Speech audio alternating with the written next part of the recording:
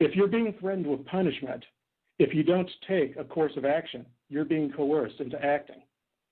If you're being tormented and someone offers you relief, or the promise of relief, if you do what they say, that's coercion as well. If you're being forced to listen to a group of people and consider their ideas to the exclusion of everything else, you're being coercively persuaded. Sleep deprivation is also coercion. You're being robbed of your mental ability to freely consider alternatives. I'm not singling anyone out here.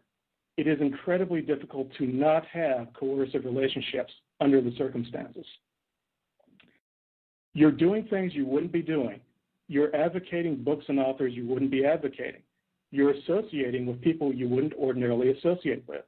You're thinking about matters you wouldn't ever have considered if you weren't being coerced. You pick up ideas from the company you keep, including misconceptions. And those misconceptions are all-encompassing, including bad science, misleading framing, and unreliable testimony.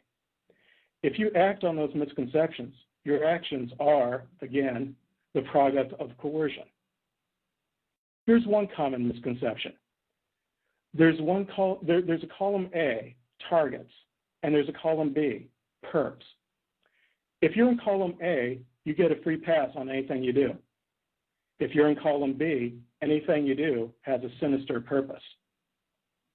The real world doesn't conform to the labels we put on it. I want to draw your attention to how ridiculous these labels look. What you can do is go onto a conference call and listen to targets complaining about perps. So just replace the word perp with infidel and perping with blasphemy. Here's a sample remark I've heard on one of these calls with just a couple of words changed. The other day I was next to my car and a couple of infidels were standing in the parking lot and they were looking at me, you know, the way infidels do. I shouted across the parking lot at them, "How much are you getting paid to commit blasphemy?" And those infidels looked away. I sure showed them. So once you get past the labels, you can perhaps recognize that manipulative or controlling behavior can originate anywhere, not just the perps or infidels. And likewise, the labels you apply to people are also manipulative and controlling. You look at things differently depending on how they're labeled. Manipulative, controlling behavior can come from the company you keep, including your allies. It might even be coming from you. You have to be able to deal with it. There are, of course, the multiple channels of provocation that are used in targeting. You never could have anticipated that. You didn't know what was going on. It's okay if you overreacted. But you know about the tools and tactics now, especially if you've sat through the podcasts. You should be able to resist their provocations. However, there are other forms of manipulation which can be virtually impossible to foresee. A great example of this is a magician who had a street act where he'd play several chess grandmasters simultaneously, flitting from board to board, and he'd beat several of them. The trick he used was he'd simply play the chess grandmasters against each other. He'd mentally pair grandmasters off and copy moves from one board to another. So really, they were playing against each other, and the magician was just the middleman. Against two chess players, no matter how good they were, he'd be guaranteed a win or two draws. A handler can manipulate people who are much smarter than him with very little effort because he has access to superior information or secret information channels. Of course, the handler runs the risk of the players figuring out what that information is, what those channels are. A lot of what goes into the selection of the company you keep involves giving you endless false leads and distractions, so you won't be able to figure it out.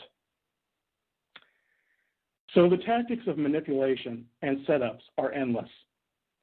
It's not productive to run down a standardized list of ways that people can manipulate you. That is, giving you characteristics or identifying marks, which you can take with you on a witch hunt.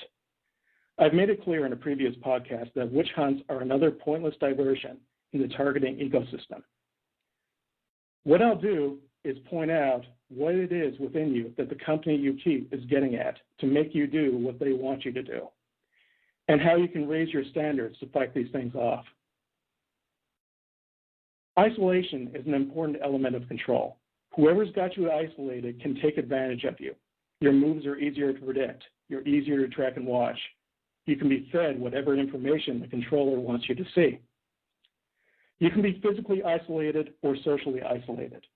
You can be isolated even if it doesn't look to you like you're isolated because of the company you keep. If you're only interacting with a small group of people who profess to share your interests, you're isolated from all others. Whoever controls that group of people controls what you hear and see. He's controlling you. You might be isolated by choice. Maybe there's only a small number of sources you trust, like a couple of websites you go to or a couple of people you talk with on the phone all the time. If you interact with them to the exclusion of all others, if you trust their advice over all others, whatever they're made to see, you're made to believe.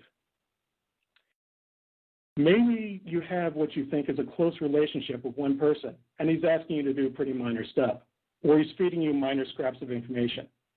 But he's also in contact with lots of other people doing the same things with them. You're isolated from that person's master plan. You can't see what he's getting everyone to do or why. So they're getting at what you see and hear. That's an important aspect of manipulation. But they're also getting at your emotions. These are pretty basic.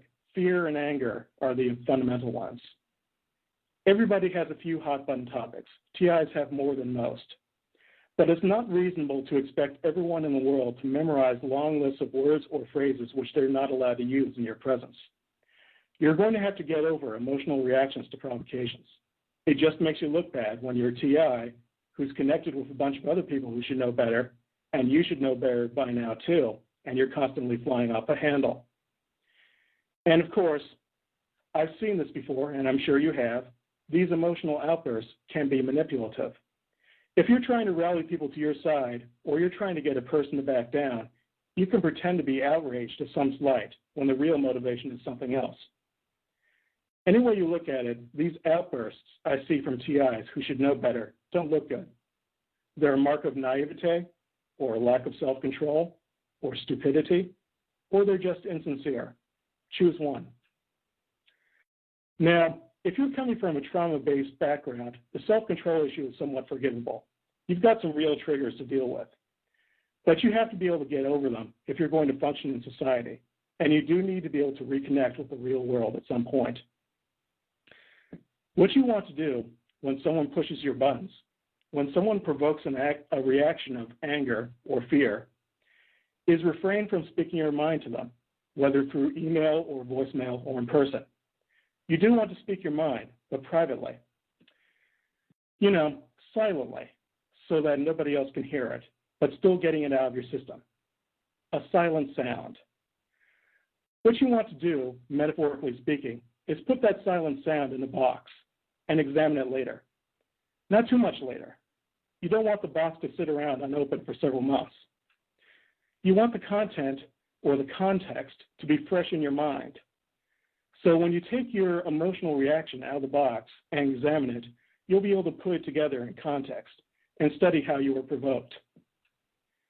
Even if you don't want to introspect, you've still saved yourself from playing into the hands of an agent provocateur. You could use a diary to do this. Later, with practice, you could learn to do all this mentally. Solidarity is an emotion. There's actually a complex of behaviors, so-called tend and defend behaviors, which emerge from bonding with others. It comes from the oxytocin hormone. It's the mobbing hormone. So you have to watch for that as well. Are you being prodded into a friendship? Are you being made to take sides? Other tools of manipulation involve going after your resource base, your money, your property. You can also be coerced with pain or other disturbing sensations. Now, if you're made to believe the pain is coming from an attack that's doing lasting damage to your body, that's terrifying. I'm not going to take a position on the possible causes of these pains in this educational talk. But if, through a process of elimination, you've determined that the pain is coming from pain center stimulation in your brain, you should be able to tolerate a lot. There are patients of surgery who have suffered operating room paralysis. They were fully conscious and felt everything, but were unable to move while being operated on. So the pain from being cut open, having organs cut into, being sewn shut, seems like it should be terrifying and traumatizing. But they're going through exactly the same procedures as patients who are under anesthesia and don't feel a thing. These are beneficial procedures which promote healing.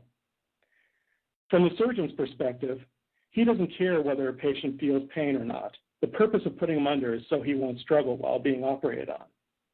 So it's almost like it didn't happen. And those patients did live through it to tell the tale.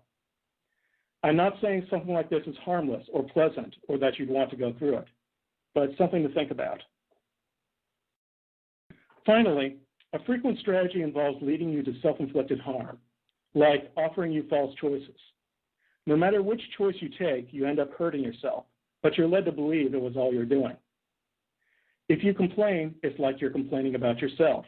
It makes you look foolish. Mirroring and street theater tactics are another way to lead you to self-inflicted harm. Simple mimicry, the imitation of unflattering aspects of your personal life or your habits, is surprisingly effective.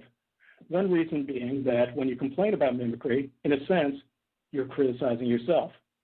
More self-inflicted harm. So let's end this on a positive note, a constructive note. How can you raise your standards to resist the coercion you're confronted with? With money and other resources, you're going to have to become much more careful. You can't spend money without knowing exactly what you're doing. The reoccurrence of self-inflicted harm in your life, rather than complaining about the dirty tricks, try looking at them as opportunities for self-improvement. Some guy or some small team of people is watching you 24/7, building a dossier, and offering criticism on your habits by leading you to self-inflicted harm. So consider the habits they're criticizing. Are you doing something wrong? Is there something self-destructive about them? Maybe you can improve your habits. But the most enduring source of targets' problems, especially once they connect with established groups, is the company they keep. I've already explained how most relationships targets form after being targeted are the product of coercion, and those relationships themselves can be coercive or manipulative in nature. To escape the negative effects of these coercive influences, you need to rediscover your standards. Chances are you've let your standards lapse because the people you're in touch with seem to be on your side. Maybe they are, but beware of negative character traits, which you should know to avoid in the first place, but now you're being forced or coerced into overlooking. Recognize when you're being manipulated. Is someone contacting you privately to ask you to do things which will have a public impact? Why isn't that person doing it himself? He may have a believable story, like, this is something only you can do. That's flattery. Or this is something he can't do. Again, flattery. Or you're doing it for the sake of the community. Guilt. Or you owe him one. Guilt. You should only allow yourself to do what your personal standards dictate you should do. Treat these requests as suggestions only. Think about it. Is this something you would do of your own free will? Why or why not? If you're being asked to do something and there's time pressure, don't let yourself be pressured. Stand back and look at what you're being asked to do. You have to set your standards for information handling higher. If someone is making it difficult for you to track down the source of information, they might say, it's on the internet or I heard it somewhere, you have to discount the information. Make them work to find out where it is. If a tipster does provide the source, you can evaluate that person's information handling skills based on his choice of sources, based on how accurate the information is, whether it's misleading, and so on. You should be able to do the same for unusual words or phrases that come up in conference calls like these, or websites catering to people in your situation. Where do those words come from? Are you sure they didn't originate with the very people who are trying to mislead you? What is the truth behind those words? People who are bad at handling information have to be avoided. When you start associating with bad information handlers just because they seem to be on your side, if they have a track record of being misled or feeding you misleading information, well, who's to say they won't be misled about you due to their poor critical analysis skills? Don't let your standards slip just because your associates seem to be helping you out. The company you keep can help you or drag you into the gutter. Be selective. I hope you can take the advice in these podcasts, commentary from someone who's been through it, sees all this for what it is, and is ready to move on, and put the advice to work in your personal situation. Good luck. Okay. I would like to allow speakers at this time, if you would like to say anything before I move on to the next segment, please press *8.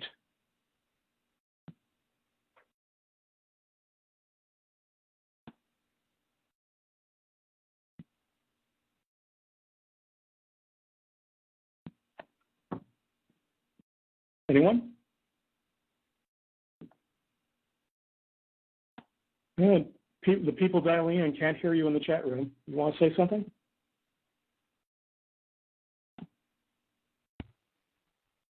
Hello? Okay, I'm going to give you a little bit of flattery, but not for coercive reasons. All right. That was just very well said. I think that's wonderful. Do you think that it's I have one question for you about that. Do you think that it's like wrong for me or anyone to feel that like anyone who wants them or seems to want them to suffer or suggest that they're no good or a bad person? I see those people as no good and bad people, or possibly what others would call perps or whatever. Is that wrong? Do you understand the question? I'm not sure I do. Are you saying that you want to hurt people, or people are trying to hurt you, or? Oh well, no. I'm saying if someone seemingly wants to hurt you, me. Okay, yeah. Me as an example. Let's say I feel a threat from somebody. They want to hurt me, or they said something slanderous or nasty about me. I instantly say, okay, they're no good. They're no good. They're a bad person. I don't like them. Well, they shouldn't be part of the company you keep. I guess that's the way I would put it. You need to break contact with people who are determined to hurt you. Okay. Thank you. Yep. Okay, nobody seems to be raising their hand, so I'm going to move on to the next thing, the next big thing. And then I'll open it up again, and we can talk all night if you want. Okay, the website. What do I have to say about the website? All right, there are several things going on.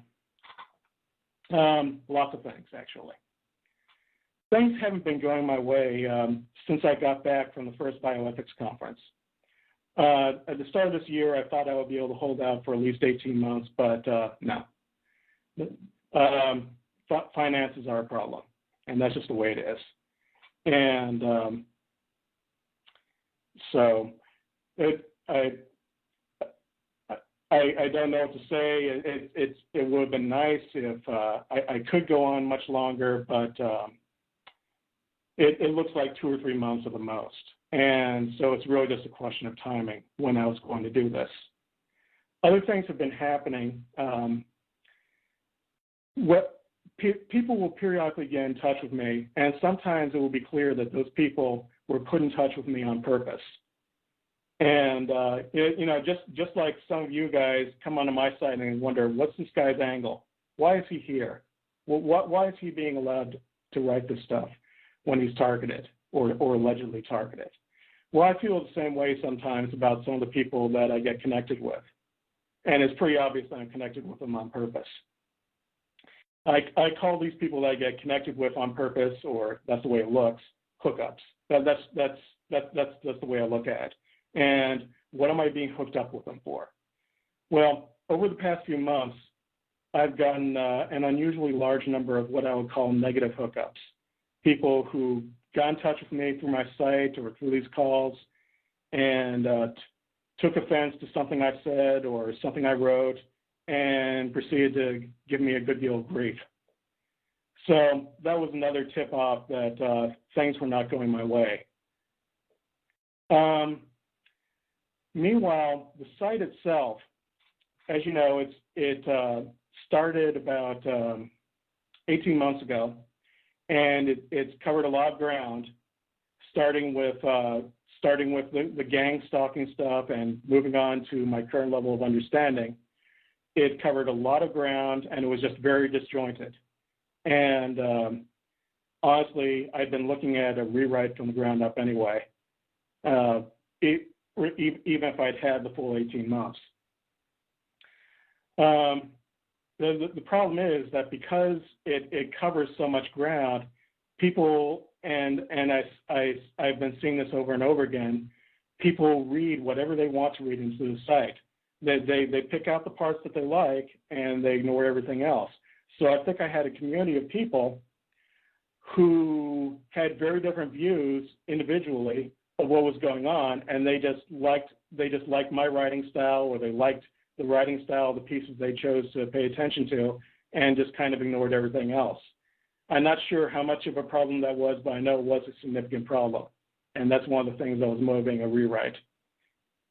I took a survey on electronic harassment and implants, a timeline survey, in early April, and I got results almost immediately that told me, wow, people are not going to like these results, because I know what people want to think, and then there's what the results were telling me. So I pulled that survey, put up a new one with more clear wording around what I thought the controversial the controversial answers were, and I continued to get the same kinds of results. And the results on electronic harassment and implants made me look at things in a different way, and that also made me want to rewrite the site from the ground up. But, people believe what they want to believe, and my results aren't going to be believed. So my advice to anyone who wants to replicate those results is to run your own survey, and it's never been easier to do this. Polldaddy.com makes it real easy to do surveys, and there are other sites too. And ask people not just like how long you've been electronically harassed or how long energy weapons have been used against you, but what caused you to believe that you were being attacked with da-da-da-da-da-da-da. And you're going to get some interesting results. And that's all I'm going to say on that, at least on this call.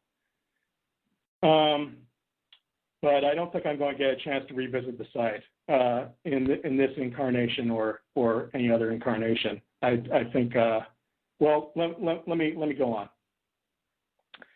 I tried to make it a user-driven site because there's a real lack of good data, good third-party data on the subject. So I was hoping that good information would emerge or a good view would emerge from the information that people volunteered. And I figured, I could fuse these experiences that people volunteered to me into a coherent worldview. And I did make some progress with that with the survey results. But it's very hard to run when there's no money coming in and there's persistent efforts to disrupt it. And I do mean very persistent efforts. Part of the problem was moderation in the user comments. And moderation, that brings in its own problems. It means that I'm exercising editorial discretion. From a legal standpoint, that means I own the comments. If someone puts something up on the site that causes someone else to want to sue, well, why did I approve that comment? Obviously, that was my comment, or I agree with that point of view. Also, when I moderate, I run into accusations of censorship, and some of these accusations have come from people who've been very energetic in accusing me of censorship. When you're running any kind of site, or even if you got email, you get spam, commercial spam. And commercial spammers, I find, really aren't that bad, because they're looking for their payoff, a fraction of a penny or whatever per spam message. And if they don't get it, they just move on to the next guy. They don't care about you. But ideological spammers are much worse. They do care about you. They want you to read it, and they want you to believe them. And I saw that on the site. There was one guy in particular who tried to post a comment or several comments, several low-content comments with links to his site, and he was posting them on every page on the site. So that was several hundred comments, one per page. And of course, when I didn't approve them, he got really angry. And it should be obvious to anyone that if I let people do that, I just let people post as much as they want and on every page with links to their site, just so they can spam their site, my site would become useless pretty quickly. And I don't think that the site he was linking to, I don't think he lets people do that on his site. Another type of ideological spam you get, and you guys have seen this, the reply all flame wars, right? The flame wars that you get about, what horrible people our leaders are. And those just go on for weeks, and they clutter everybody's inboxes, and you can't really ignore them because they're coming from people you recognize. So it's actually worse than commercial spam. And so I just want you to appreciate that it's not as easy as it looks running a site like that. If I don't moderate, well, again, that means the ideological spammers run amok, the trolls run amok, people tear into each other, and so on, and then I get called in anyway to moderate. I think it was a mistake to ever allow comments on the main site. I should have stuck with forums only. So the forum was actually an attempt to deal with the moderation problem, but it introduced its own problems. And the forum was pretty eye-opening for me. I'll just say that. As for the audience itself, it's a pretty small audience. You're not going to convince me that there's tens of thousands or hundreds of thousands or millions of TIs. I think any site in this area is catering to a relatively small pool of people. I think we're all poaching on a small pool of people. If it seems like the pool is larger than it is, it's because the people involved are making a lot of noise. And I've seen many sock puppets on my site, and I have to assume this is happening on other sites as well. So you're just not looking at very many TIs. I'm sorry to disappoint people, but that's the way it looks to me. I have tried to reach out to people who weren't aware. I did try to go that way with it, but these attempts to reach out just got me a very low-quality audience. Unfortunately, mentally ill people, and they do exist, they're out there, and guess what? They're searching for information on mind control on the internet. That's one of the things they're going to be looking for. So when I ran an ad campaign on Google trying to pull in people looking for mind control, I got quite a few people who I would have to say were mentally ill coming into the site. The highest quality visitors came from referrals, organic growth. So it's just a very small audience. And if I'm going to do a site, I need to get more results for the time. I need to get better results, or I guess more results for the time I put in. I need to get more leverage. In general, I think I've said everything I can say about the subject. The bad guys have unlimited funding for their lives, but we have to say our piece and move on. I can maintain a static site at low cost, sort of like what I have now, maybe some additional information, basically indefinitely. It's just a yearly registration fee, plus maybe a CNAME, DNS entry, or budget hosting plan. That's no big deal. But anyway, any one of the issues that I've talked about, it's no big deal. But you put them all together, and I have some serious problems going on. And I can see quite clearly that I'm being forced off the scene, and I can't fight it, so I'm just rolling with it. So how does this connect with the fuss over the last week? Well, the site takedown was timed with the incident, so surely that must be connected. But no, it's not that simple. The answer is yes and no. Yes, I took down the site earlier than I otherwise would have, because it seemed to me that I had been set up. And when you're in the middle of a setup, you're going to be attacked from all sides, and I couldn't afford any distractions or confusion. I didn't want to maintain several lines of communication while dealing with the setup. I wanted to focus on that threat.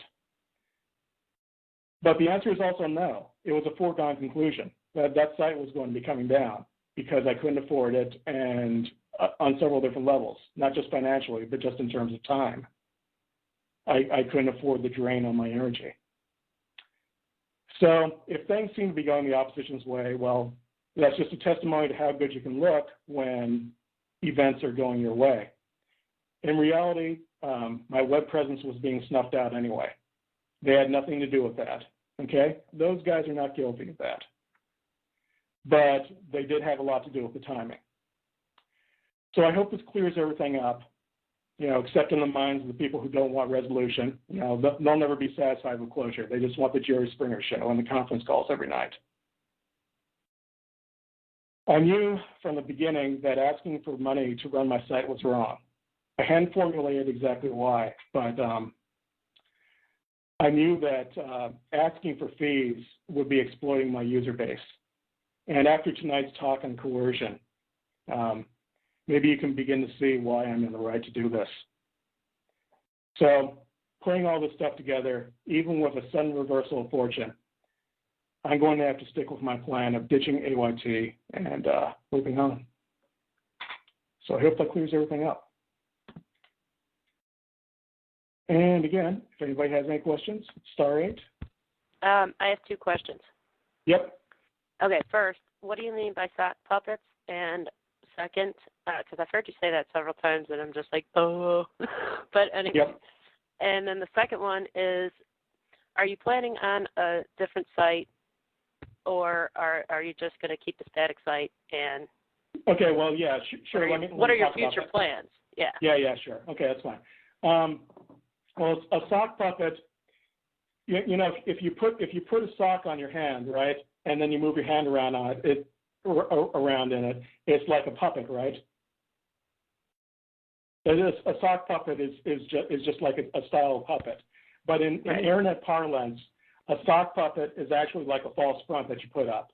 Like during the incident, there were a couple of guests showing up in the room everywhere I went, saying, "Oh my goodness, Jeremy, what a horrible person you are," right? And those could very well have been run by the people behind it. There's no way for me to know, of course.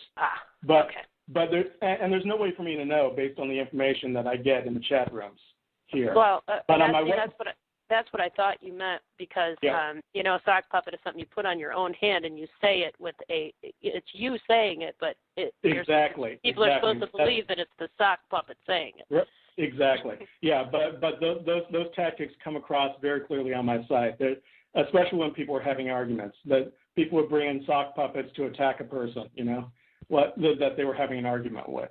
So people would materialize, that sort of thing. Gotcha.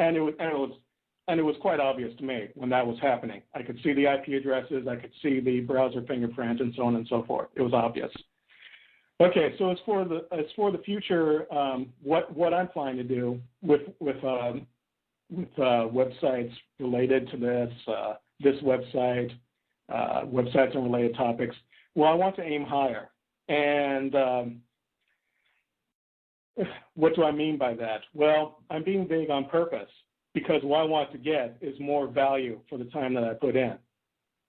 If I'm spending 40 hours a week trying to get one guy to see the light, that's not very good use of my time.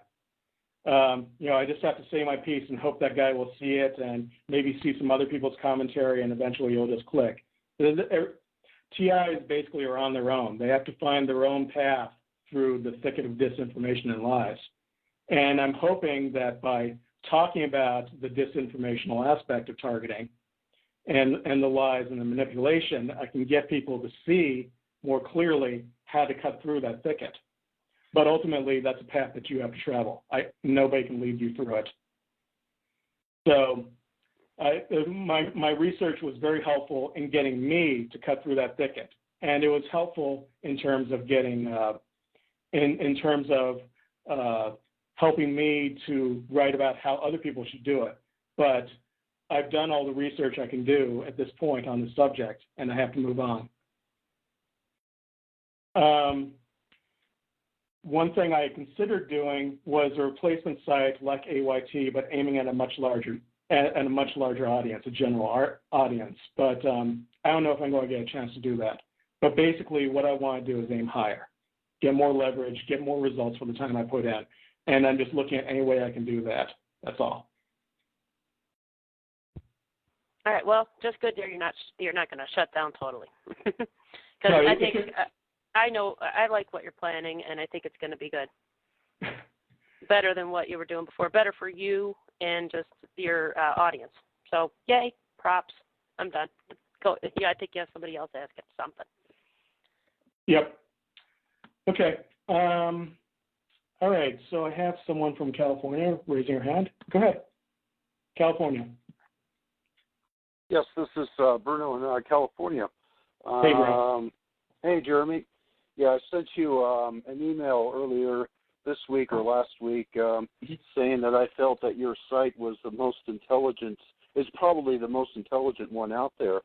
And so, yes, so I would like to echo, I believe it was Tammy who was just speaking, that, you keep it up there maybe in some form.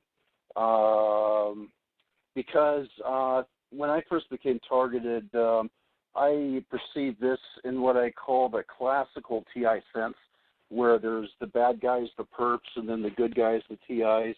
And then it's within the last couple of years that, I totally changed my perspective, and I see this primarily as a mind control phenomena that's being used on us, or almost entirely just a mind control thing. And I had wished that.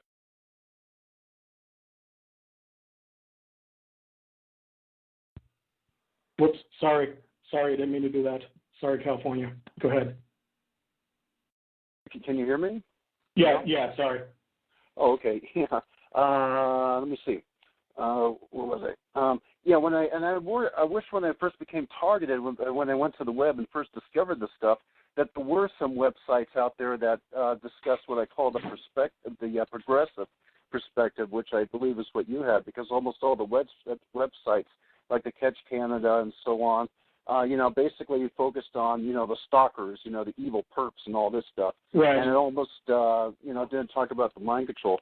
So I had wished, back when I had first gone to the web, that there was, some websites out there that spoke from a progressive standpoint. And so I think we need more of those out there. And so I think... The thing is, though, their program is going to change over time. I don't think they're going to leave it unchanged. So I can't give an exact roadmap for any given TI. What you see on my site right now is I'm putting propositions up there. I'm asking people to ask the question of themselves, or to consider a proposition where well, what if the people around you have no idea what they're doing? Just treat that as a hypothesis. Does that make you feel better? I'm trying to get through to people who are still in throes of the whole Gangstalking thing, because it's a brainwashing program. I think we're all in agreement on that. Yeah. Mm-hmm. Yeah. And the way you snap people out of brainwashing is I guess you have to get them to ask questions about their reality. Yes. And that's a very frustrating thing. I have not myself been successful in that. And even back when I used to believe, when I was in the gang stalking mindset, a couple of times people would come on the conference calls and say, that they're not really perps, they're just mind-controlled robots. I didn't believe it. It didn't, strike home. So I think part of it is repetition, but basically you have to ask yourself the questions. No, you have to find your own way out. That's what it really comes down to. Nobody can tell you this. Right. You lecture people about this, and you get some really hostile reactions from people who are in throw to their lives. Oh yeah. I mean, yeah, you're told. So yeah, it's so I haven't found a way to do it. All I can do is I can gently throw this stuff out, and just very briefly, and mostly a lot of TIs aren't. But yeah. So, but the thing is, the other thing I want, So yeah, it's a challenge. And so to take on that, to try to, turn the TI community around, and I think that would be that's what, needs to be done for us to have an accurate, more accurate perspective on our targeting, so we could be more effective in our activism. And so that's a necessary thing.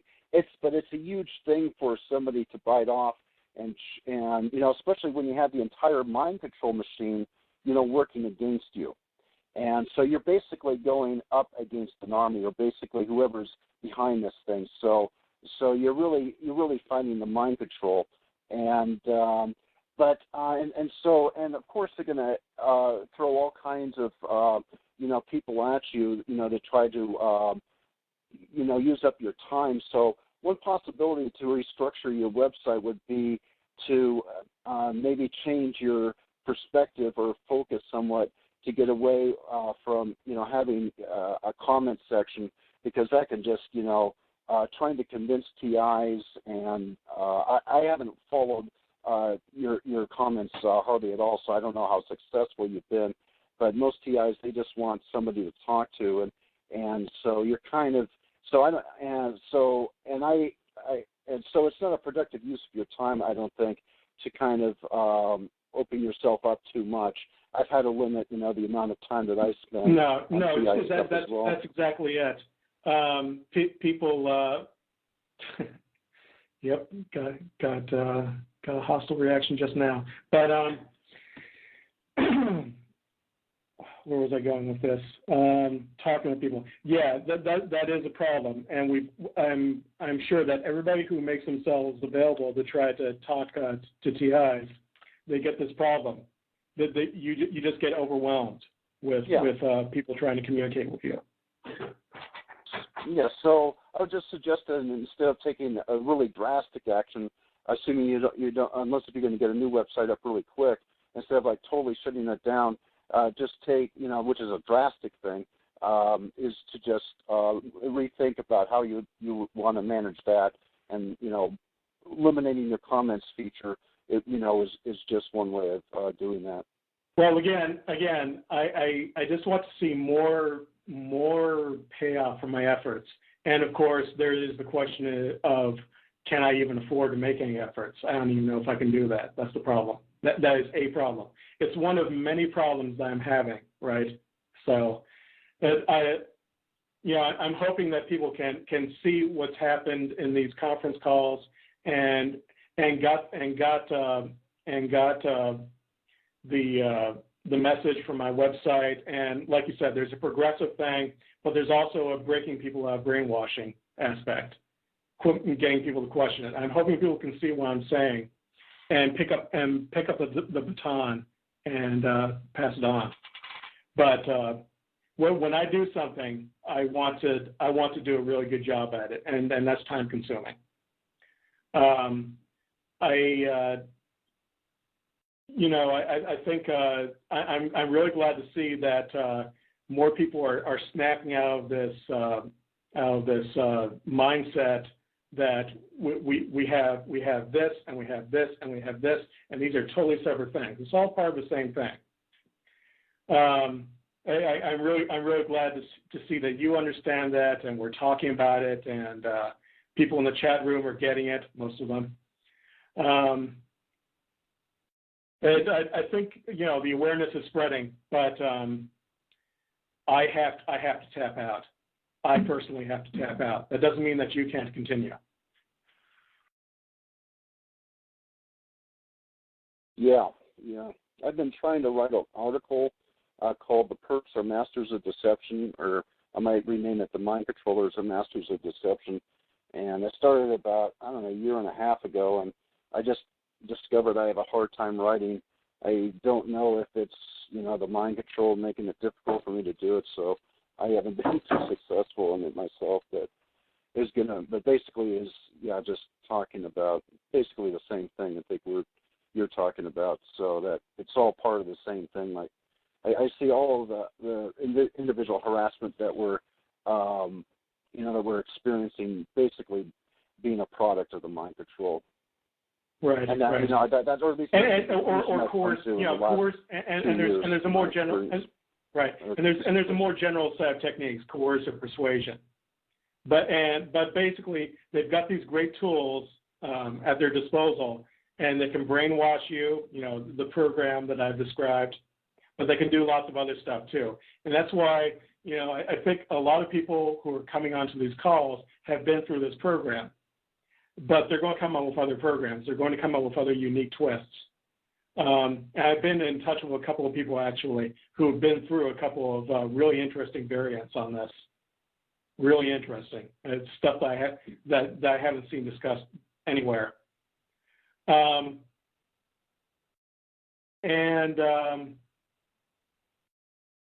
Of course, there are other people who are not really connected with the TI community at all. They don't call themselves TIs. They call themselves UFO abductees. And that's actually a much larger population, I think. They certainly get a lot more attention. I basically, there's a few activists that think this way we do.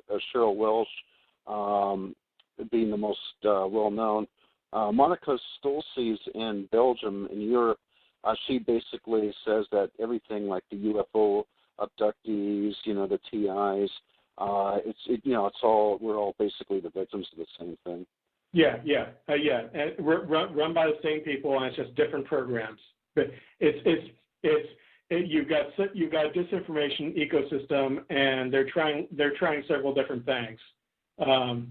I think the UFO stuff is really successful because people just want to believe it so badly, and it helps sell science fiction movies too. There's a Hollywood tie-in.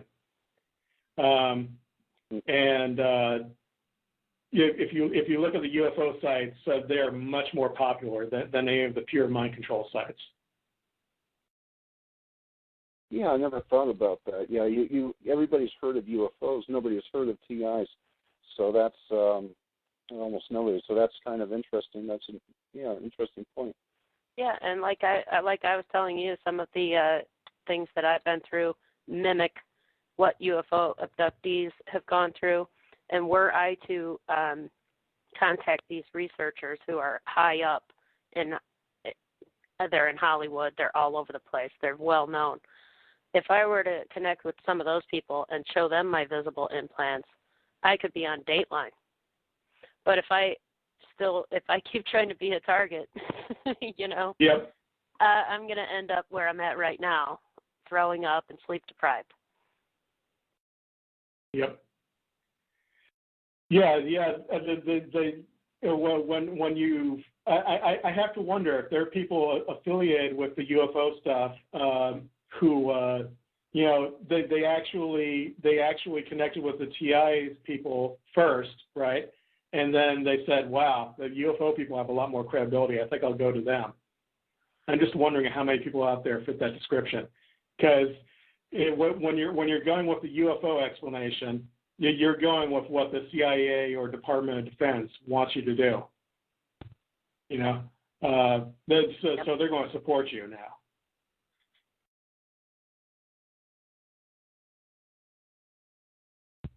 You there? Yeah. Yep, I agree. If you're a UFO abductee, you stand a much better chance at getting your implants removed.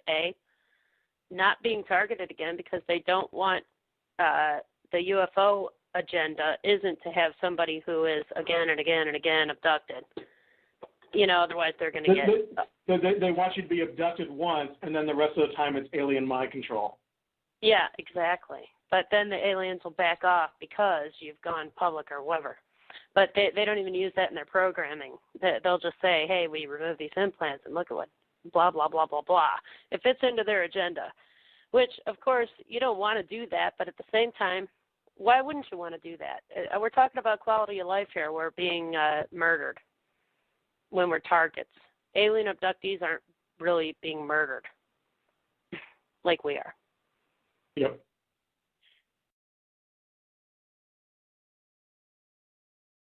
Okay.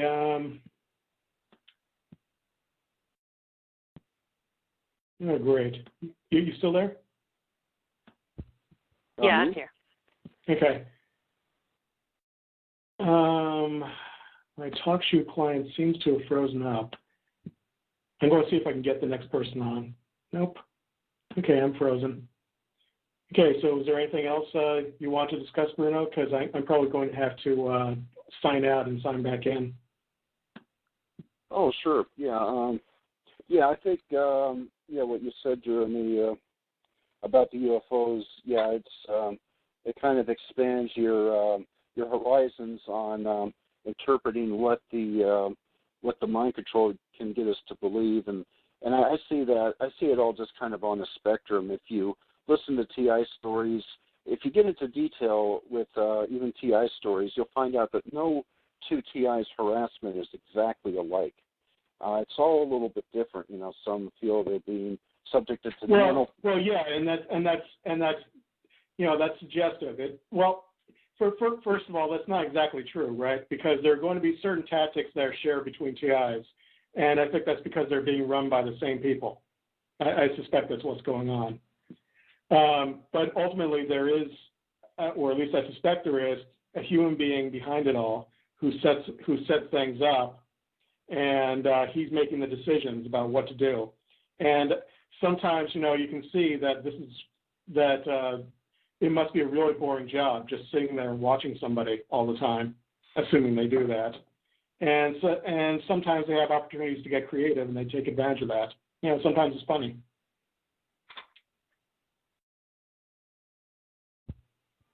Yeah. Yeah. Mm-hmm. Same thing. Like if you're two employees at a gas station, you'll get really ridiculous when there's nobody around. Yeah. Like maybe you having squirt gun fights or whatever kind of thing, just to make it through your boring day. If you're sitting around watching somebody who I know I'm not very exciting, I wouldn't be very exciting to watch 24 hours a day. Then you're going to have to come up with stuff to entertain yourself. And if you're able to control me, then what better than to see if you can get me to do something ridiculous and have a great report for your boss if you're in a mind control intelligence field. Yeah, I kind of, so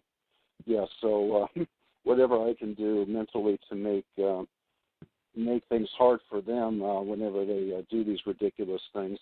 It's kind of like what Jeremy was saying earlier. Oh, no, I don't know if he's exactly saying that, but whenever I have an urge to yell at my perps, I used to do it out loud, and sometimes I would take it out, if I saw somebody, that I felt was perping me on the street, but now I just do it entirely inside my mind because I've come to the conclusion that they can basically read our minds, and so there's no reason to speak out loud to them, so you can just talk to them in your mind. So, but so whenever they do silly stuff with me, I've kind of prodded them over the years and kind of found out what gets them angry, what doesn't. So we're kind of at a stalemate. Mm-hmm. Well, yeah. If you want to talk to them, that's your prerogative. But it's probably best not to talk to them unless you got really something important to say. Yeah. The less time you spend interacting with people who are trying to mess with your life, the better. Oh yeah. Of course, that leaves many TIs to isolation in the beginning because they believe that the people messing with their life are their neighbors, et cetera, et cetera, et cetera. We all know the story. Yeah. Hey, I had one quick thing to say on what I was saying before because I know you have another topic you want to go into tonight, so I don't want to tie you up too much. But I do. Really? Oh, I thought you did. No. I'm not getting into accusations, recriminations, dredging up evidence, any of that kind of stuff. No. Oh, okay. You decided against that. I'm not going negative. No. Okay. All right. Well, then I'm wrong, but I did want to make this point anyway, and I'm sorry to interrupt because I kind of thought I might have had to. But the thing I was saying about the alien abductee thing, it's like the thing that's kept me away from that crowd all along is that I know that what I've been involved in is non-consensual experimentation. It is not alien abduction. So it would be kind of a farce for me to get involved with those people. I would have to play a role. And that's why I don't do it. And I probably won't do it, even though it seems like a smart thing to do, especially for somebody like me. But that's why I won't get involved with that. These are human beings. They're researchers. They're doing non-consensual experimentation, unfortunately. But okay, I'm sorry. Okay. I interrupted. Go on. All right. There's someone else who wants to talk. Bruno, did you have anything else you wanted to add? I got someone in New York who's itching to chat. I was hoping to give someone else a chance. Oh, no, not at the moment. Okay. All right. If you want to talk later, just raise your hand with *8. In the meantime, thanks for calling. And New York, you're on. Hello. Hi, Jeremy. Hey, Law. Were you reading my mind? How did you know I was itching to chat? Well, I saw your hand. I saw your hand up there for some time, and my chat client was frozen. Okay. I couldn't do anything. Yeah. First of all, I'd like to clear something up with you. I was on Tammy's call on Saturday, and somehow my phone has been causing interference, and I heard you say that it was interference, and you said to Tammy, keep an eye on New York. And I'm just hoping that you didn't think I was doing anything on purpose. No. We were actually discussing that briefly, and it sounded like there was microwave interference with your phone. That's what it sounded like, honestly.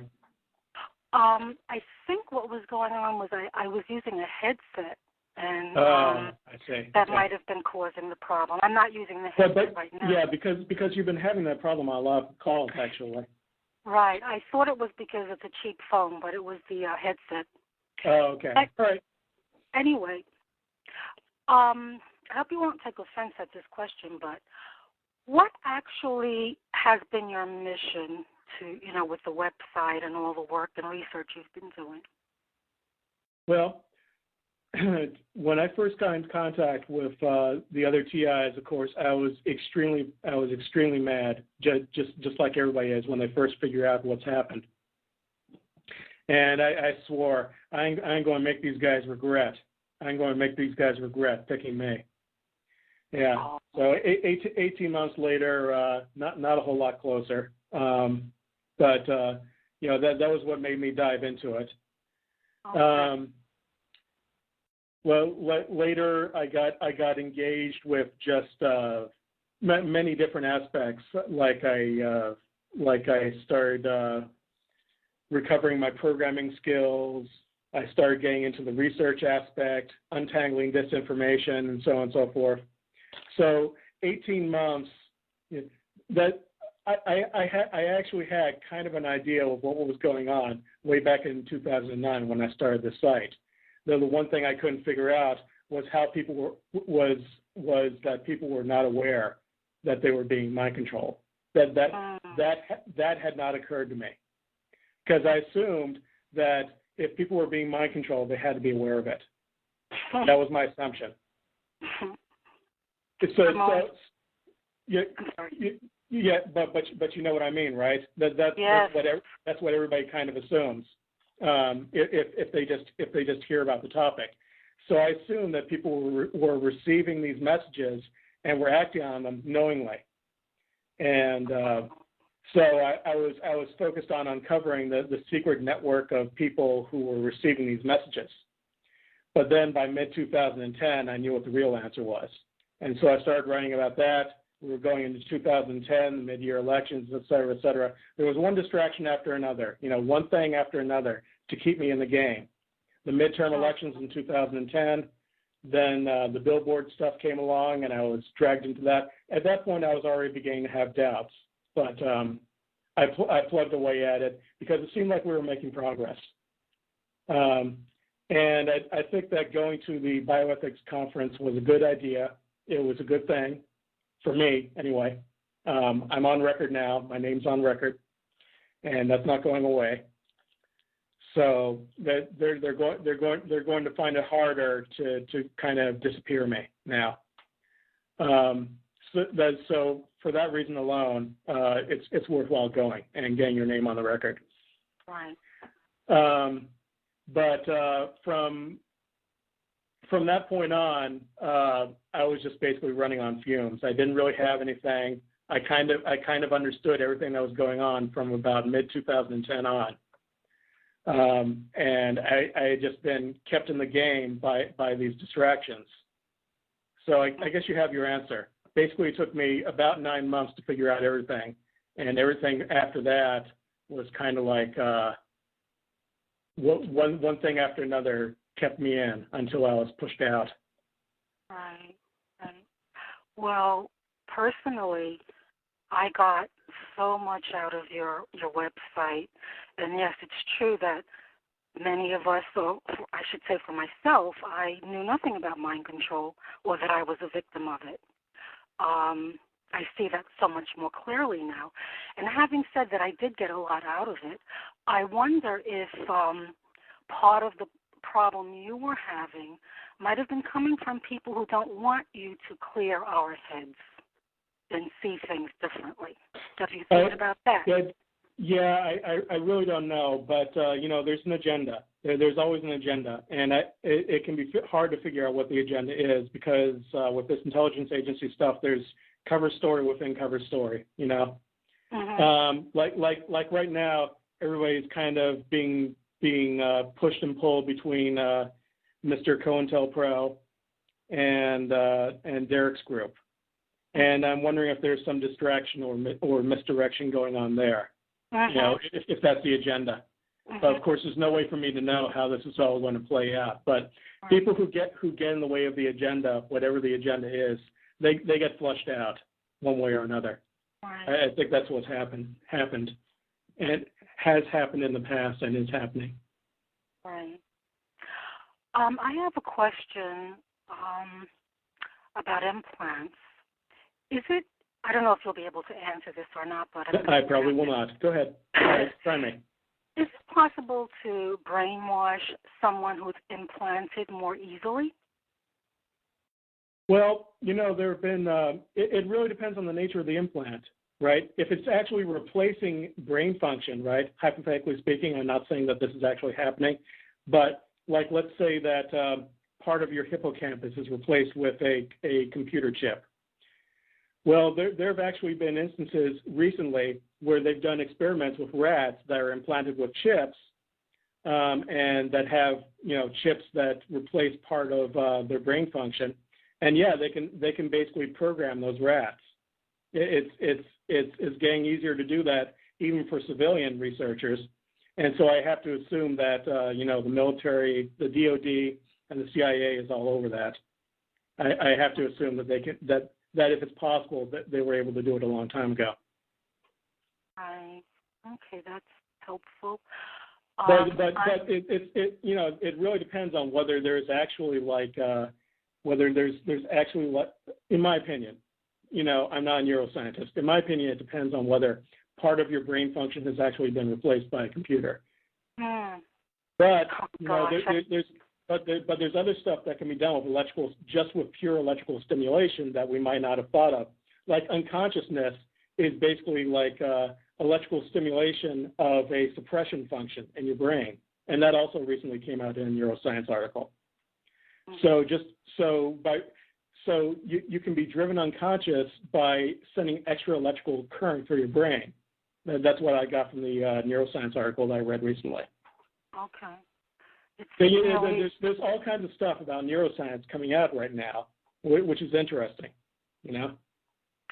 I mean, what you just put out there as a possibility is really scary. Scares the hell out of me. Yeah, we have no way of knowing, or at least some of us have no way of knowing if that's what's happened, because if you've got some sort of experimental implant like that, you're not going to be able to get anywhere near detection equipment that can pick it up. They're not going to let you. There might be people within our group. I think there's standard issue stuff, and then there might be some experimental stuff, and there might be people in the group who have the experimental stuff. It's possible. And the people with the experimental stuff, they're not going to be let anywhere near a doctor who can help them, in my opinion. Okay. I have something very serious going on right now in my own life around these issues we're discussing, but really can't share it on what it's called. But I would love to share it with you at some point in time if possible.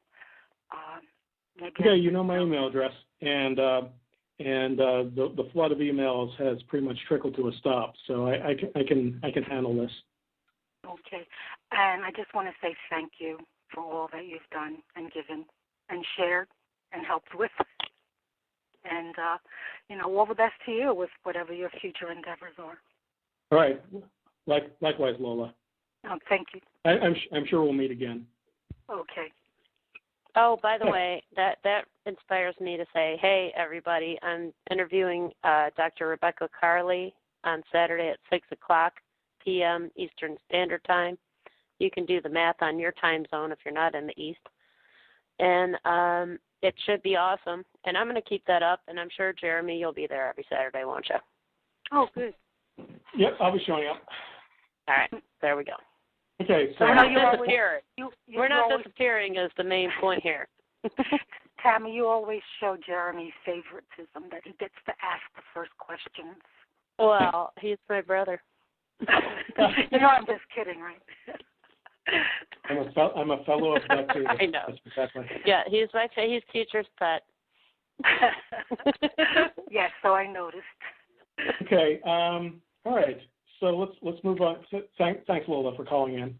Let's move on to. We got several more people actually raising their hands. So let's move on. Southern California, you're on. Hello? Yeah, you know what? You're hitting it as a TI. The research that I've done always leads me back to neuroscience and neurotechnology. So the question is, and I proposed this to the FFCHS, instead of using the term mind control, let's get back with the science that's really happening, which is neuroscience and neurotechnology, and so the subsequent transcranials, which is outside. Here's the thing. When you start using highly specific terminology, it kind of begs the question: how do you know that this specific technology is being used against you? It's just like the guys. If you take the descriptions of what everybody is talking about, and you look at the research and reports and journals that they're writing about what's taking place, you have these. I don't know if you ever listened to the TED Talks, TED Talks, and these are all the cutting edge people who come together, and you have these neuroscience scientists coming on talking about all the things that we've already discussed as targeted individuals that nobody wanted to believe because we kept talking about mind control. But then they're coming out in these public forums as scientists. They talk to each other within their own field. So what I'm saying is we are being specific about all the things that we're explaining, to include yourself, who says that you were implanted. Well, that's what they're doing. And why is it so hard for us to be able to try to at least tie it in somehow to say, look, we've got all these descriptions, and now we can tie it into this field of science that the medical journals are writing about. They're basically taking all of us, and then they're writing their journals about what the findings are. Okay. Well, we don't know if they're actually writing about us specifically. I think that this is a direction that enterprising. I'm not sure if we can get the ship of TI state to change direction abruptly. I think there's a lot of momentum behind certain ways of thinking and so on and so forth. And I see that every time when I challenge those things. Where I'm coming from, though. Here's what I'm saying. This is a great opportunity for an enterprising individual to try to connect the dots in their minds with what's happening to TIs. I'm not sure if you can get everybody to get on board with this, but individuals who want to go in this direction, there's nothing stopping them from setting up their own websites explaining this in terms of neuroscience, neurotechnology, and nanotechnology, because all of the and nanotechnology is actually moving further from the larger size implants to the smaller size implants, and these are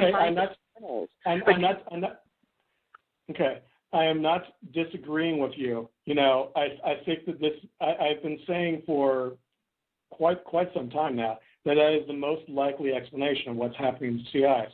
But unfortunately, it's very difficult for us to prove it. So this is an opportunity for enterprising individuals who are aware of these issues to step forward and say, this is what's being done to this group of people. And it is categorized as mind control, but it's really this. This is an opportunity. Coercive behavioral modifications through the use of magnetic stimulations, whether they're implanted or outside transcranial, and it has the ability to basically alter us in different ways. Whether it's not just the brain, but like you say, the pain stimulation, the little shocks and vibrations through the central nervous system. I'm not disagreeing with you. I have not said anything that is disagreeing with your conclusions. But so are you saying that there are people do you believe that part of your setup or this discrediting of you that you believe is taking place is because you're trying to move it towards the realities of science and technology that it's coming out all the time about the biometrics, the facial expressions, the emotive, the optical brain. I mean, all of this stuff. They have to do more.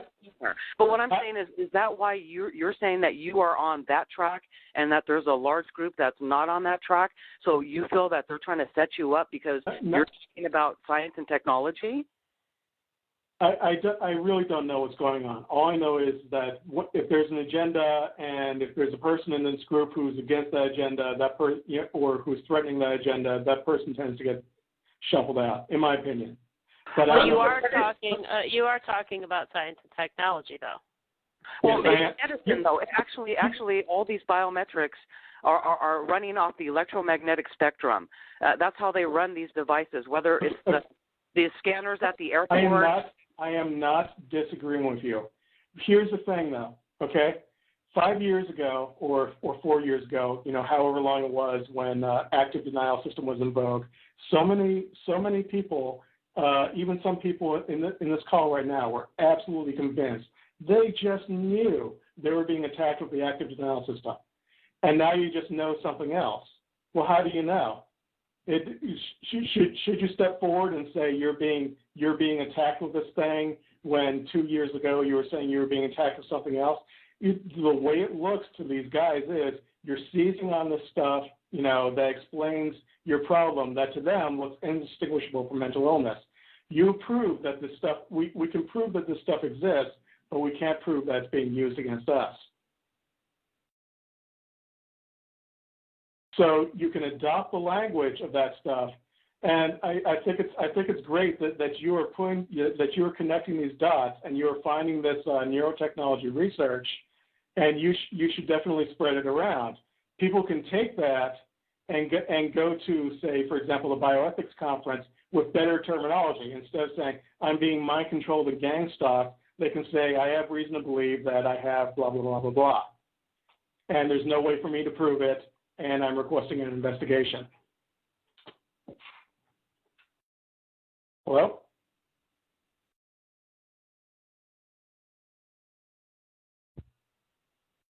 Okay. Well, he seems to have... Are you there?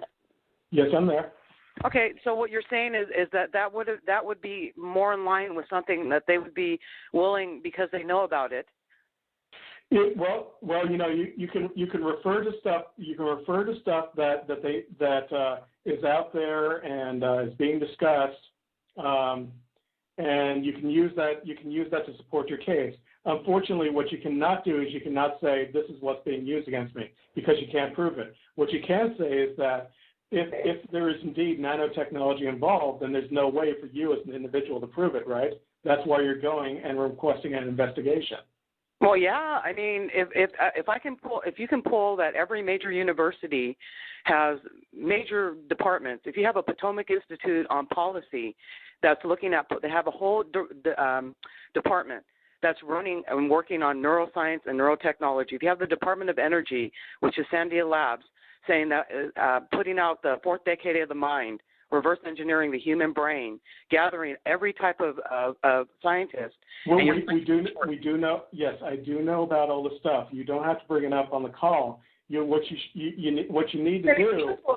If you knew about this, why in the beginning then? If targets were trying to desperately searching, why were you not broaching up the subject of neuroscience and neurotechnology? excuse me, hello? I did not know about this in the beginning. I was not born knowing this stuff, okay? I didn't know about this in the beginning. What I did know at the beginning, I knew that some form of mind control or synthetic telepathy was involved, but I didn't know what form it took. And I was being sent on all the usual dead ends, right? By all the CI sides. Okay, but now we've got better information out there. Use the information. Nothing's stopping you from doing this. But what I'm saying is that if you had already set something up that was giving prescient information, wouldn't it have been behooved all of us then with you having set it up to at least try to explain these terms to everyone without you believing that now you're trying to be set up and that's why you have to take, I mean, I understand time-wise and money-wise, but you're saying that you've known about some of this stuff that you didn't bring up to the TIs that could have helped them do their own research, on their own. I'm not trying to go against it, but I'm just saying that, there's a lot of stuff that's out there. And if we're going to talk about mind control, let's talk about the science and technology that's out there that I've been able to find from government reports to it being considered a wild card technology. And that they have no idea what the implications of these things are going to be. And after these reports, they classify their information. So I'm finding a lot of stuff about the field, this particular field, to include nanotechnologies and what all these people at these higher levels know about it. Now, you're right. Maybe I can't prove it, but you know what? If it's the fastest growing science and technology out there, if the Department of Defense is fully involved with it, then where are they going to get all their information? How are they going to calibrate their biometrics for their CCTVs that can do facial recognition and everything? So, what I'm saying is that but what I'm saying is, why do you, all of a sudden out of nowhere, it's, well, these people are trying to set me up, so I have to take down the website because they think, but what was it that you thought that was done? The other side thought you did. That would you think that they were trying to set you up? Yeah, Jeremy, just go into it, please. You have it all. I mean, everyone. I really think you ought to do it. Yeah. Just do it. Just say it. And instead of everyone having to try to have enough issues trying to guess. Your presentation is awesome too, so do it. Great. People want to know about this current ridiculous debacle and or whatever the hell the word is, but. The other side is speaking out ridiculously, and, maybe you ought to speak out yourself, because this latest attack was the biggest one I think you've taken. Yeah. Publicly. But Tammy, you also know, right, that, this is not the way I want to go out, but going out attacking people.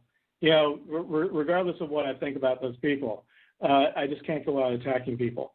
I want to leave on a constructive note. This guy on the call right now, I didn't catch your name, but in Southern California, you're getting all upset that, I'm not exactly sure about what, but here's the thing. My website covered an enormous breadth of topics, right? And a lot of them were distractions from the conclusions that I was arriving at, and people read whatever they want into it. And there are people reading my website who still to this day are looking for are writing down license plate numbers. That's where they're at. And then we got other people who are looking for energy weapons, and we got other people who are looking for blah blah blah blah blah. Whatever you want. Whatever disinformation campaign is out there, you got people looking for it. Unfortunately, if you cover a wide breadth of topics, you get distracted. And unfortunately, I cannot prove that nanotechnology is being used against TIs. I think it is the most likely explanation. I've been saying that for some time, and people don't want to hear it. Some people don't want to hear it. There's actually two groups of people who don't want to hear it. There's the people who are looking for energy weapons, and there's the people who are looking for gangstalkers or cause stalkers. They don't want to hear this stuff. And I was getting bogged down by a lot of stuff, and I've talked about this before on the call. It wasn't any one thing. It was a whole bunch of stuff that culminated in the stuff that happened last week. But I've been kind of under siege since March, and it's just lots and lots of stuff, unfortunately. And I'm really sorry that I'm not saying that I'm not duplicating exactly what you want me to say on the static site right now. I'm really sorry about that, but I have to focus on what I feel I was doing the best job at, which was untangling this web or this matrix of disinformation. That's what I feel I was doing the best job at. And now you're saying, oh my God, it's terrible that Jeremy isn't covering implants. Well, you know, this is great information, and I'm sure I will put it up on the website at some point, the static web page. But you guys have to run with it. I can't do it all. One person cannot do it all.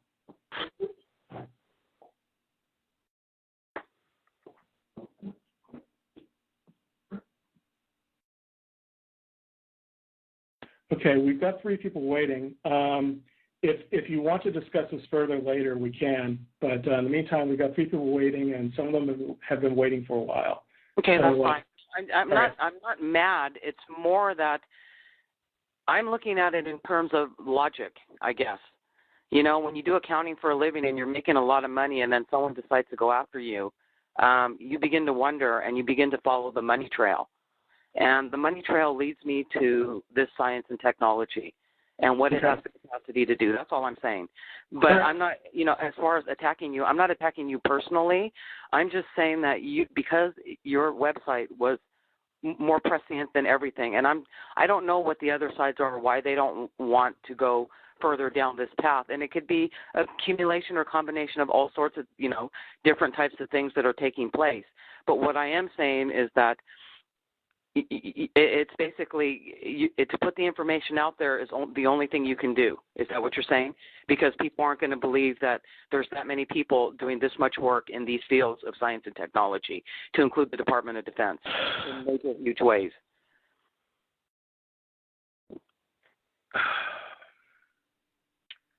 So I can run with it all by myself and then just come up with that. But if you are someone who already has a following, is what I'm saying, and you're getting that information. I get this kind of reaction all the time. You have a popular site. Why don't you put up there what I want you to put up there? And that's actually a form of, manipulation that I've done a lot, especially in the last few months. Why don't you put up there, my point of view? Why aren't you covering that? I'm not asking you to put up you just said yourself that you have done a lot of research yourself. This is where you're coming from. This is your perspective in terms of your implants or where it might be coming from. Not that you can prove it, but I'm saying then I'm not telling you anything that you already admitted to having known. So what I'm saying is I'm not forcing you or asking or telling you anything or putting you on the spot. I was just asking the question, and you answered the question by saying, yes, as a matter of fact, I have done some research on this. It appears to be a more logical explanation, but I'm not forcing you or telling you that you have to do anything. So that's your projection and your perception of what you believe I'm saying from whatever else. But if you had known it, like I'm saying, wouldn't it have behooved all of us who were searching, or maybe not necessarily myself, but who were looking for answers, who are in a desperate situation, to give them a point of origin to say, okay, no, I may not be able to help you, but go do some research on this. It might give you a better explanation. Well, I think what Jeremy was saying before applies here, is that if you believe that is a wonderful line of research, then you should definitely get that word out there. Well, that's what I was saying. That's what I thought I would be able to do by having websites that were already set up, and then all of a sudden they're disappearing into thin air. Well, I think what you're saying was start your own website. Do your thing. It's a great cause. What you're talking about is wonderful. So do something with it, or find somebody who can to help you do something with it. Right now, like he was saying earlier, he is in a financial crisis in his personal life. So keeping the website up, it's not prudent. Well, Well, again, it's a combination of things. It's not just one thing. It's also the fact that people were just taking away from the site whatever they wanted to see, and that's a problem. And I really need a thesis. That's what I want. Instead of telling people, well, here's a bunch of results. I would like to be able to tell people, well, here's what it is. Unfortunately, I can't do that. What I can tell you is, here's a disinformation matrix, and here's what it looks like. That's the best I can do right now. People want me to put all kinds of stuff up on the site. I understand you're not pressuring me, okay? But people want me to put up all kinds of stuff up on the site. And there was a forum that, until I took the site down, and you could have posted in the forum, hey, here's my research leads. And people can take that. People take stuff off the forum and repost it elsewhere. I know they do this. Yeah. Okay, that's fair. I mean, it's a fair, I understand, but it's just, I don't know. I think that we're fighting there, like you say, it's the provocateurs who are trying to break it up and make it be aliens or mind control. I mean, it is, neuroscience and neurotechnology and cranial magnetic stimulations are a form of behavioral manipulation. Yeah. So it is a form of mind control, but I'm saying that when you use, or when that comes up, I notice that it just shuts everyone down, whether it's at a higher attorneys or whatever.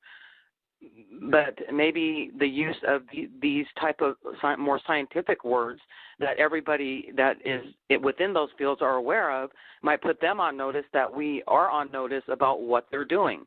That's all I'm saying. I'm not saying that you can prove it or anything, but by using those type of terms and being more prescient in using those terms, whether we're all targets, then it puts them on notice saying we are aware of the fact that you guys may be the ones who are doing these things to us.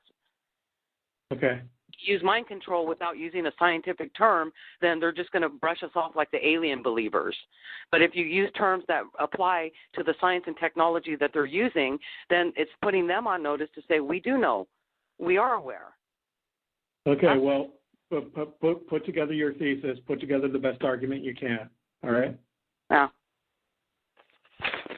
So does the caller have your email address? Yeah, I believe he does. I don't actually. What is it? It's Jeremy@speedpost.net. But yeah, so put together a thesis. You have to put together a cohesive thesis. Why you believe it's being used against you, et cetera, et cetera, et cetera.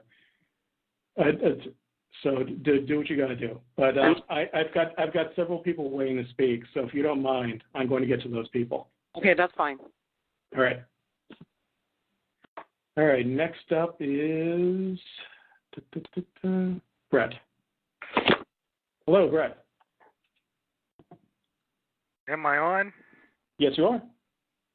Hello? Yes, you are. You are on.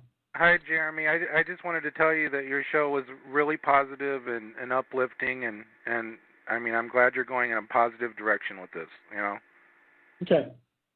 Hi, Tam, if she can hear me. Hi, Brett. Hi. I just wanted to say that, let's see, I had a good thought.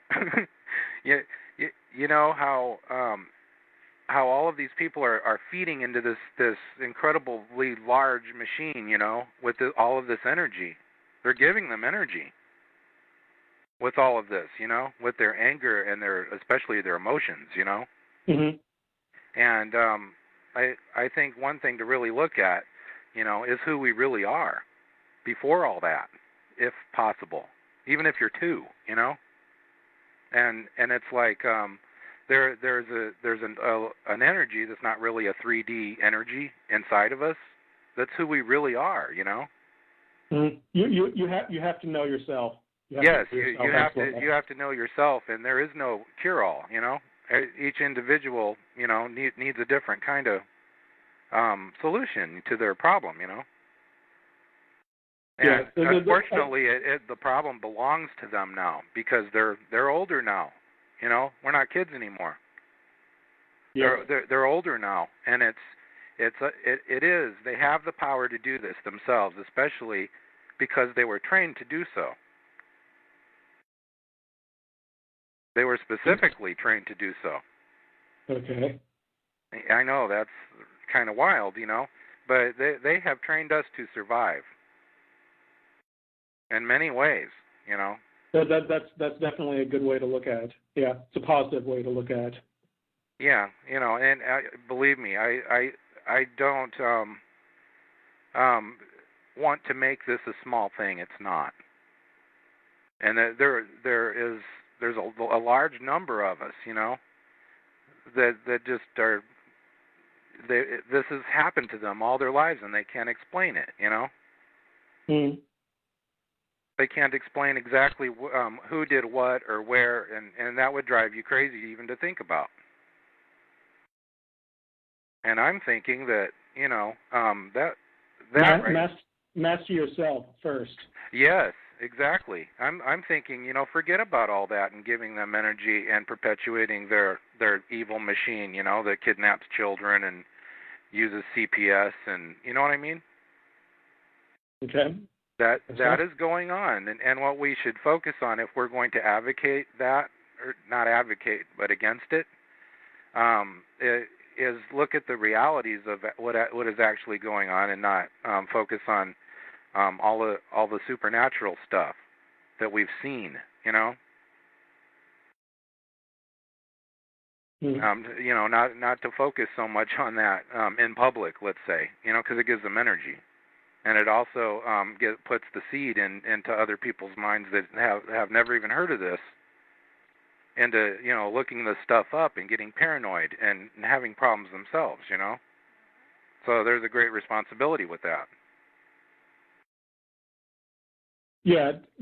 We have to look inside ourselves first, and we have to avoid misleading framing or framing that makes us focus too much on what they're doing. Yeah, exactly.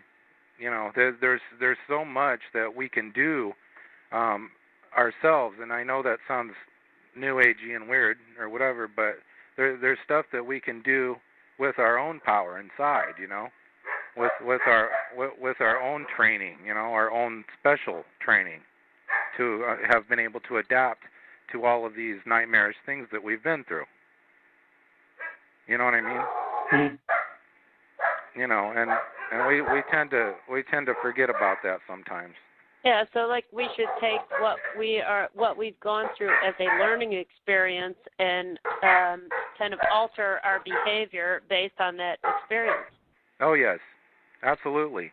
To the cliche, learning from your past or whatnot, not learning from their indoctrinations, but learning from our actual past. Yes. So if you refuse to adapt, that can be a form of torture all by itself. Oh yeah. That will keep somebody very sick for a long time. And it's I've met so many people that say they're mentally ill. I'm on SSI. They've got me stigmatized, mentally ill on SSI and everything else, And I'm telling you that there's, what can I say? I can't prove it. I can't prove any of this. None of us can, really, except for some things. But I can't prove that I'm not crazy. How do you do that? No, absolutely. Yeah, psychiatry is a profession that is extremely susceptible to abuse. Oh, it's very abusive. And something we might want to get involved with, which I've tried to recently, and I've been unsuccessful so far, but I haven't been a warrior in this effort like I normally would be if I weren't in such a bad place right now, personally, but is the anti-psychiatry movement. I think it's a very extremely important movement that all of us need to be involved in. It's a huge movement, anti-psychiatry.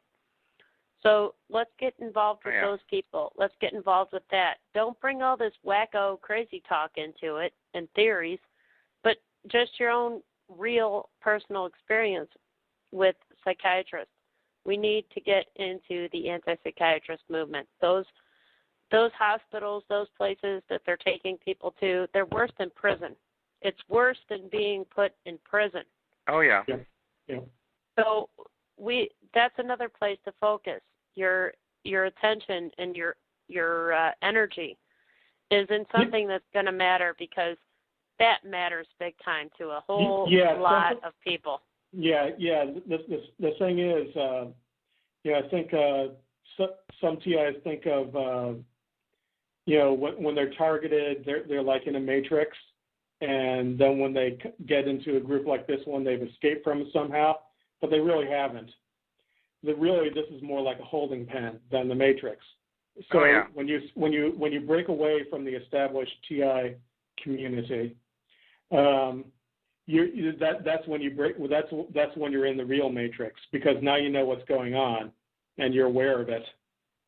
You're aware of this matrix, and that's the real matrix. This TI community stuff, it's a kiddie pool.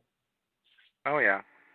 Yeah, one of the places that they actually take people to to indoctrinate them and so forth is in Southern California. It's called Royale Medical Center, and it's in the back. The front of it looks like a nursing home. Okay. And it's this place you drive around. If anybody goes there, they'd know how weird that is. Well, and even when you speak about nursing homes, you can think about all these old people who, even in movies, these things are depicted as torture chambers. Just, a place where you're tortured till you die. You're incarcerated, basically. And that's the same thing with mental institutions. People think, oh, they're getting help, but people are starting to wake up now to, no, this isn't help. This is something much different, because people with who don't have severe mental illness, where they should be tied up to a bed or whatever, put into a straitjacket, are being put into those situations, even though they really don't deserve it, because their mental illness doesn't exist, or it is not to that extreme where they're a danger to anyone. Or it's a traumatic thing in their life, and they reacted to the traumatic thing, like for in my case or whatever, I had lost my kids, and I'd spent years homeless, trying to find them, and I found them, and of course lots of doors shut in my face and everything, and I wanted to kill myself. I didn't even want to live anymore without my kids, and that's how I got in there, for instance. Right, which is a very normal reaction to, it really is. It's a very normal reaction to losing a child. Yes, absolutely. But it's looked on displeasing to society if you take out your human element. Oh, yeah. That's exactly right. Okay. Yeah, I'm not going to go into any further stories, because I want to stay positive, because you're doing a great job doing that. This is a positive thing we can do for ourselves, Mm-hmm. Yep. Master yourself, then master the world. Oh, yeah. Absolutely. I'll definitely end on that note. Thank you, Jeremy, for all of what you're doing on your show. It's really cool. All right. Thanks a lot, Brett. Thanks for calling in. You're welcome. Bye. Okay. All right. Got two more people holding up their hands. First of all, the Invisible Man from who knows where. Hello, you're on. This person's name isn't showing up in the chat. I have no idea who this is. Could be anyone. Yeah, I've never seen that before. Okay, well. Oh, man, the invisible midget in an invisibility suit isn't going to talk. They're also inaudible, so that's a problem. Okay, well, if that person wants to speak up again, just hit *8. In the meantime, Carol, you're up. Hi, Jeremy. Hey, Carol. I just want to say thank you for your site. And I think, you might not think so, but I think you put out a good product. And everybody else, they have their opinion, okay, but I thought you put out a good product. I liked your billboard, too. And Okay, yeah, just remember, though, that wasn't technically my billboard. It was a billboard that referred to my site. Yeah, well, you know okay. what? Okay, they had their thing going on, but see, it's business people, and they know how to get things done. But you had the product, you created this thing in the first place, okay? Yep. And I think it was worthy, okay? And I'm just sorry for all the meow and everything that's going on. I don't understand it. But you take a sabbatical, okay? You take a break because you deserve a break, okay? And then you can come back with a static site as long as someone can find it on the internet. All the people trying to get educated. I'm out here trying to 101, targeting 101, the basics for scratch head. And I wonder what's going on. They can get on the internet and find RUTarget. As long as they can find RUtargeted.com, you can drop that forum stuff or that discussion stuff. You just express yourself, and people can like your opinion or not. This is used to be a free country. I know it's a fascist dictatorship now, but on the internet you can still express yourself. So, if you want to, I know you don't have a lot of money. I tell you what, only suggestion I have for you is put you a donate button on your site, because Joe Blow and everybody else, Martin Rich and all these other people, homeless person, they got a donate button on this site. Yeah. There's no shame in that. There's no shame in that. I'm not saying there's shame in that, but the audience is small, and I can't ask the audience to shoulder the burden of the site, because it's not going to happen. That's just the way it is. And if I did something like charging for the site, I've already explained myself on that. I think it's coercive. I think that if you're coming to a group of people who have very few options, and you're telling them, I can save you, just give me some money, that's coercive. It's manipulative and it's coercive, and I can't do that. Okay, well, I didn't hear you say that you could save me. I'm sorry, I didn't hear you say that. You see, people, we might only have a dime, give a penny. You know what I'm saying? It's no. Okay. I mean, some of us we got a job. If we don't have a job, we being mobbed on a job, or all we have now is SSI or whatever we have. You give a kind word, you give something. So I know you read into it that it's coercive to people, but a person can hit that button or not hit that button. Oh yeah, well the donation button, I don't see that as coercive at all. If people want to, they can. It's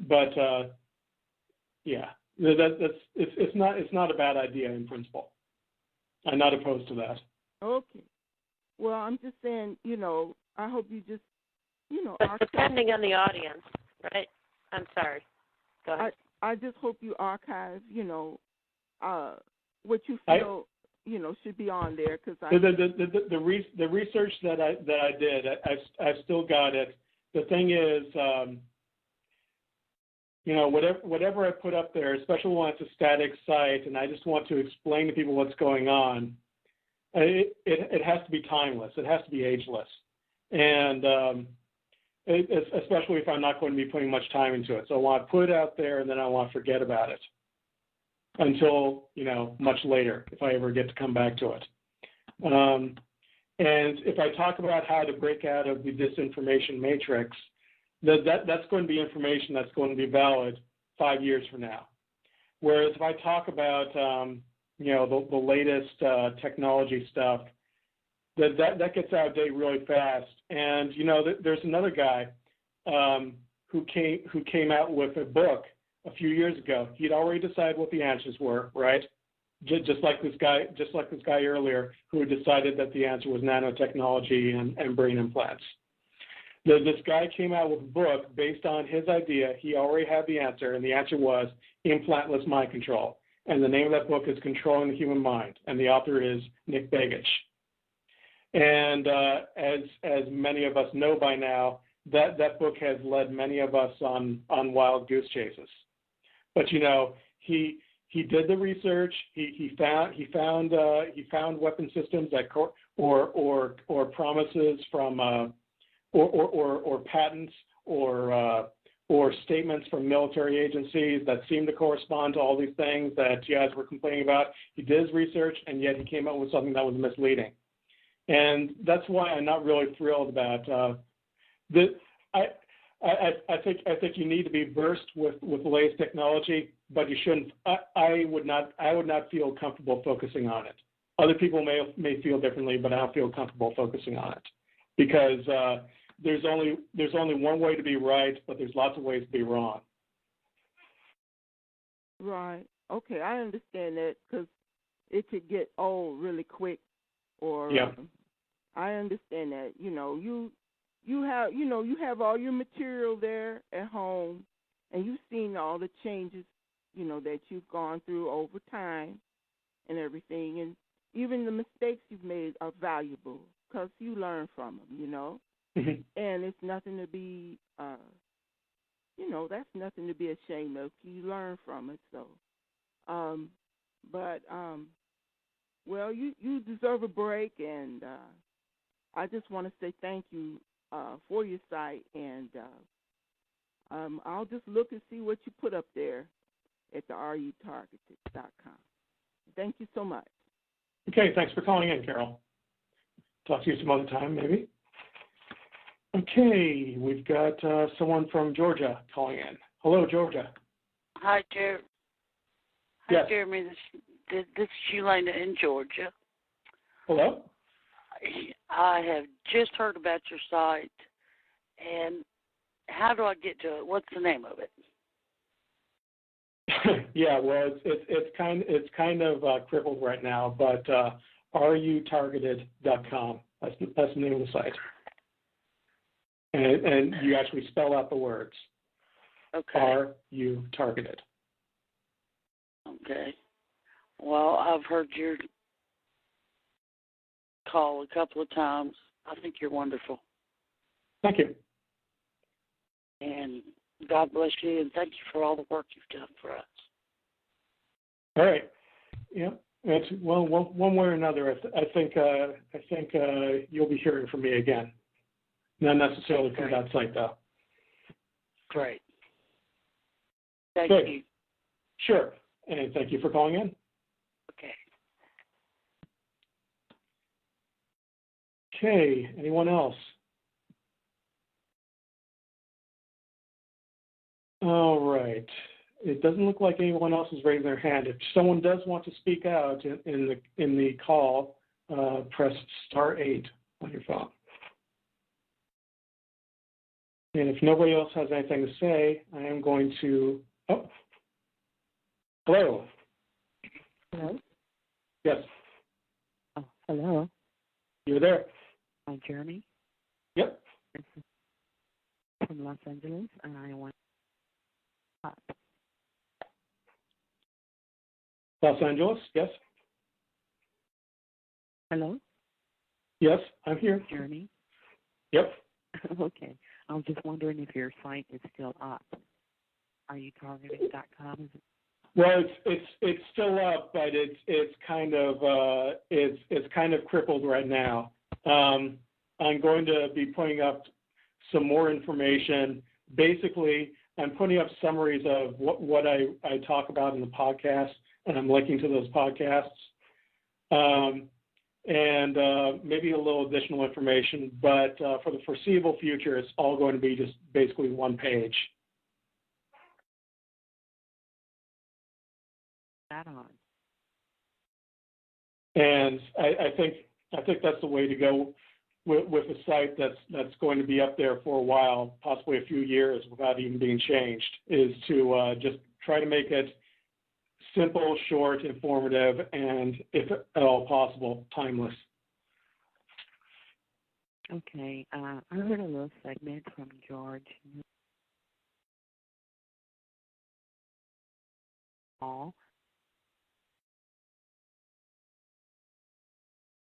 I'm sorry, what?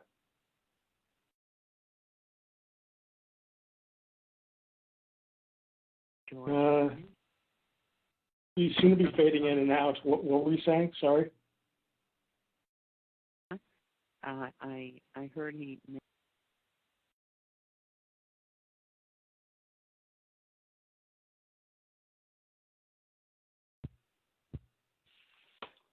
Whoever the caller is, they're cutting in and out to a level where we can't understand what you're saying.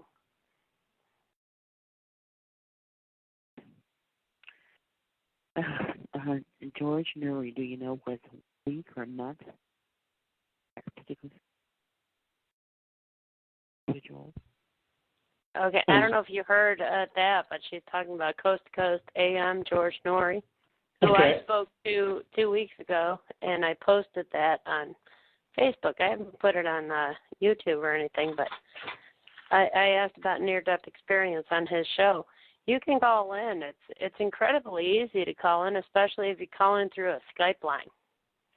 I think the Skype line is so new at Coast to Coast because they just implemented it about 3 months ago that they're not very used to it. Even during some of the first broadcasts after the Skype line was piped in, you'd hear the little noises from Skype coming in, and they didn't know what they were until they got that figured out. But Skype is a good way to call into George Nori because it's very, very extremely new to them. But, yeah, try to call in and ask them questions and stuff because they do touch on our issues. You're cutting way in and out, though. Yeah, I can hardly understand anything. Okay, I'm sorry. Okay, I guess my phone line is being interfered with, so it's not that.